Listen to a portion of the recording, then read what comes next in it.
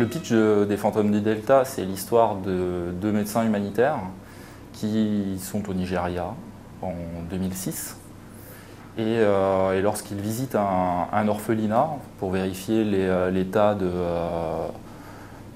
malnutrition des enfants, savoir un petit peu où on en est dans ces terres un peu désolées du sud du Nigeria, ils sont enlevés et avec eux une fillette un peu particulière qui s'appelle Naïs.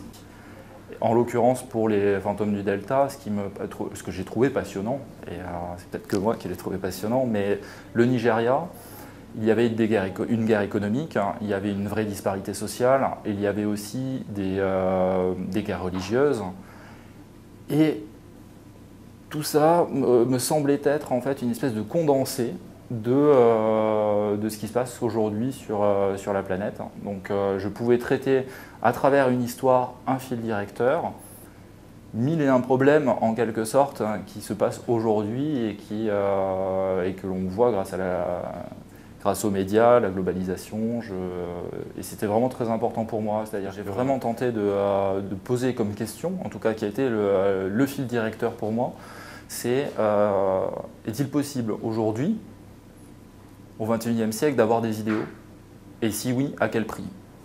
Ça, c'était le point de départ pour moi de ma réflexion. Du coup, je voulais traiter à la fois des idéaux humanitaires, c'est-à-dire de leur engagement, d'autant qu'ils sont finalement les pantins d'une géopolitique, d'événements géopolitiques. Je voulais traiter des combats de guérilleros, c'est-à-dire des révolutionnaires qui se voient comme les héritiers de Che Guevara ou de Fidel Castro. Et aussi même questionner la foi, c'est-à-dire au travers du regard d'un prêtre rouge, un prêtre communiste, avec justement le paradoxe que représente le fait d'être prêtre rouge. Et je voulais que ces personnages nous questionnent vraiment sur... parce que pour moi, ce sont des personnes qui luttent, enfin c'est des personnages qui luttent, qui sont toujours au combat, et en même temps qui sont, j'espère, profondément humains, ils sont entiers en fait dans leur démarche. Et ce que je voulais, c'est que des gens qui soient à la fois fragiles, parce que voilà, ce ne sont ni des surhommes, hein, ni des super-héros, mais qui en même temps, par leur combat et leur engagement, il y a quelque chose d'héroïque en eux. J'essaie de différencier au mieux mon travail de scénariste avec celui d'écrivain. Mais il y a un point commun, c'est que je me nourris d'images.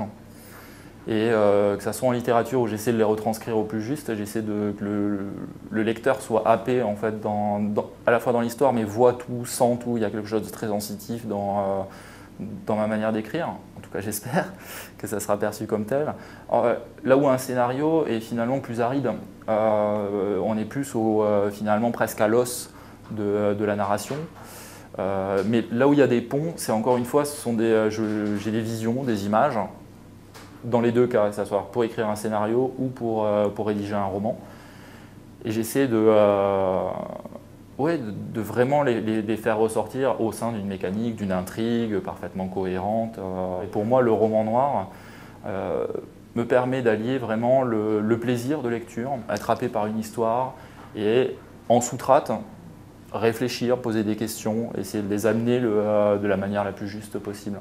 Et c'était vraiment cette alliance entre plaisir de lecture et essayer en même temps d'approcher, en tout cas, des influences comme Marquez, Steinbeck. Voilà. Ça, c'est l'objectif.